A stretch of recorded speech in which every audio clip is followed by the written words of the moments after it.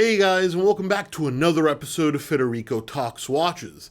Today, I'm once again answering some of your questions, such as, what do I think of the new MoonSwatch Snoopy, and why do Tudor fans always compare their watches to Omegas?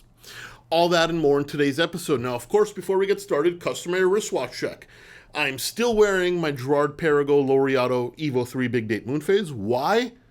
Because I shot this the same day as I shot the last video. And also, guys, don't forget to check out delraywatch.com. A bunch of new watches in stock, including a Patek Philippe Golden Ellipse, a watch that has become much more popular in recent history and one of the most elegant dress watches out there. Least expensive one in the country. We also got in a Breitling Chronomat B01 with the new bullet bracelet and the green dial. This is one rough and tumble chronograph. And a brand new Bulgari Octo Finissimo skeleton, entirely in ceramic, including the bracelet. This one is very hard to find. And of course, this is the least expensive one out there. All that and way more at delraywatch.com, the best place for a watch geek to buy a watch. Link in the description below. Anyway, guys, you know the drill. These are the questions you ask me on my Instagram account at Federico Talks Watches. A few times a month, the Q&A picture pops up. When you see that picture, ask your question. When I get enough questions, I take the picture down. Please do not DM me. I do not check them. And in no particular order, we start with Krabby Pabby. And he says, hey Fed, what are your thoughts on Vacherons from the 90s? They seem to be great value propositions, but I'm worried about maintenance. This is a great question. So I love Vacherons from the 90s. They are actually great value propositions. They're very highly undervalued in today's market, yet the sizes are still modern enough that almost anybody can wear them. Regarding maintenance, you shouldn't really worry that much because, well, for three reasons. One, the movements haven't changed all that much from the 90s. Two, a lot of Vacherons from the 90s used JLC movements, which are highly reliable, not particularly hard to service, and you can still get parts. And three, if it was an in-house movement, they still have parts as well. So definitely easy to maintain.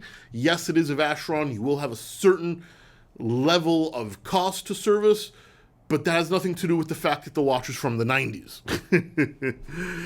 Then we have Red Dog 4063. Where do you see watches in 5 years? Will there be a lot of innovation or business as usual?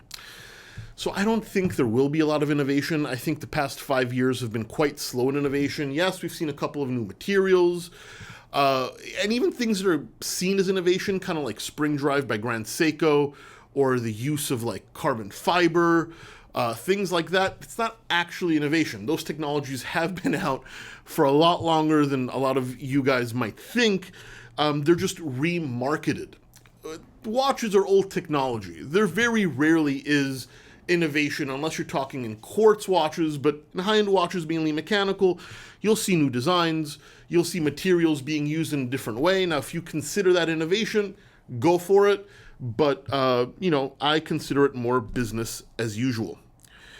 Being Yashkan says, hey Fed, what are your thoughts on the new Swatch Snoopy? I think it's an absolute turd. Just like I don't love the MoonSwatch, even though I do own one. I was gifted one and I do wear it to the gym. Didn't spend my own money on it. I mean, everybody could see this coming a mile away. Omega's milking every dollar out of every limited edition they could do by making it in a $5 plastic watch. My thoughts on the new Swatch Snoopy? Yeah, it might be above retail, but I think anybody who paid above retail is an absolute moron. That's my honest opinion. Watch could be. What do you think of high beat movements? Are they more efficient as they oscillate? And do they wear out more? Well, they are less efficient and more durable to shocks. The high beat of the balance, can make it more accurate, and there's kind of more tolerance to the environment around it, but they do wear out more often by the simple token that they are running at a higher beat. It's doing more work in the same amount of time. Meaning, in theory, service intervals are a little bit shorter. Are they much shorter? Not particularly. But, you know, in theory, they definitely are shorter. Once again, though, I'm not one to fret about service. Then last but not least, Danny TTDC. Why Tudor fans, well, he missed a word there, but I'll correct him. Why do Tudor fans try so hard to compare their watch to an Omega? I actually think it's a pretty fair comparison. Omega is probably closer compared to Rolex, but while Rolex is here and Omega's in the middle, Tudor's a little cheaper than Omega.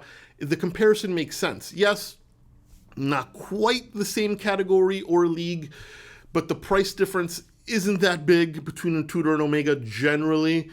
Omega does make things in the higher price point, but in the medium to low end of their range, they definitely compare with Tudor. They have a lot of the same features. It's a lot of the same buyers. Comparing to Tudor to Omega or Omega to Rolex makes a lot more sense.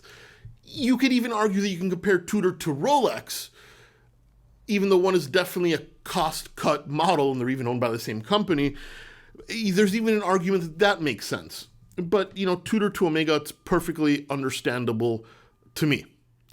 Anyway, guys, that's it for today. Please give this video a thumbs up if you enjoyed it.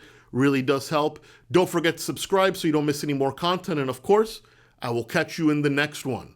Take care.